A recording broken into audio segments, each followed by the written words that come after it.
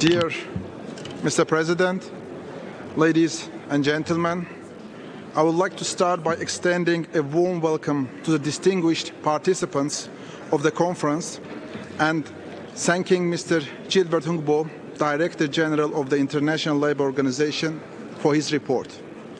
The report outlines very important initiatives and recommendations to ensure fundamental labour rights and principles in the global recovery from the COVID-19 pandemic. Despite the adverse impacts of complex political and economic processes at the regional and global levels, Azerbaijan has become one of the world's leading countries in recent years due to its rapid rate of development as a result of comprehensive reform program based on the concept of strong social state. Azerbaijan's economy has more than tripled in the last 20 years. Its reserves are 10 times greater than its foreign debt, which accounts for only 10% of our GDP. As a result of social reforms, only within the 5 years, the minimum pensions has been increased by 2.5 times. The average monthly pensions has been increased twice. Allowances have been increased 5 times. Minimum wage was increased 2.7 times.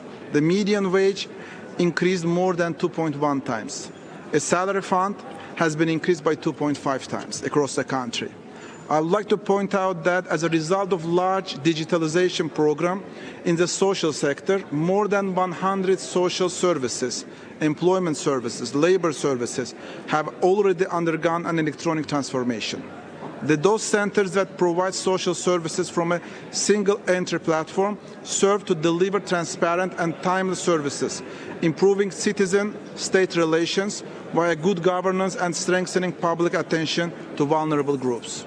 Launched in last year, the Labour and Employment Electronic System offers a unified labour relations platform for both businesses and employees, as well as a new efficient support system for all labour market participants.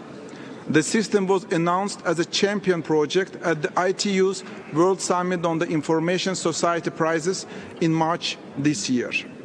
Azerbaijan's employment policy is executed together with social partners in close cooperation with the International Labour Organization. We have successfully completed 2 decent work country programs. New decent work country program will be signed soon based on the principle of tripartism. Being a party to 59 ILO conventions, including 9 fundamental and 4 priority conventions, Azerbaijan has continuously given considerable focus to increasing the number of ratified conventions. On May this year, the formal ratification of the Convention number 155 on occupational safety and health was communicated to the ILO Director General for registration. Dear ladies and gentlemen, as a consequence of the 44-day patriotic war, the occupied territories of our country were liberated from the armed forces of Armenia by the valiant Azerbaijani army. During the 30 years of occupation by Armenia, the territories of Azerbaijan were exposed to urban, cultural, and environmental crimes. 9 cities and hundreds of the villages were entirely destroyed.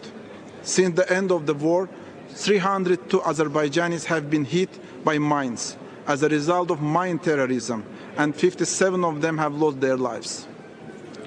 Dear delegates, since 2019, the Azerbaijani chairmanship to the non-aligned movement has launched successful initiatives to work towards pandemic recovery, calling for policies that prioritize decent work for all and eliminating inequalities.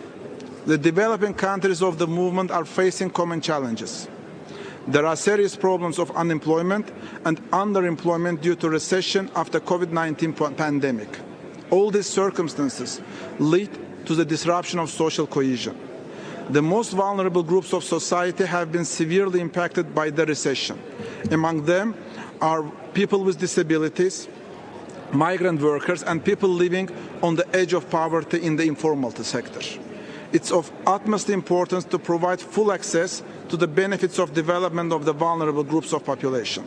As non-members, we believe in deeper and stronger cooperation between the states, as well as with international organizations such as ILO. We attach great significance to cooperation with ILO to address the challenges identified in the Director General's report in light of national objectives and relevant ILO standards. Thank you for your attention.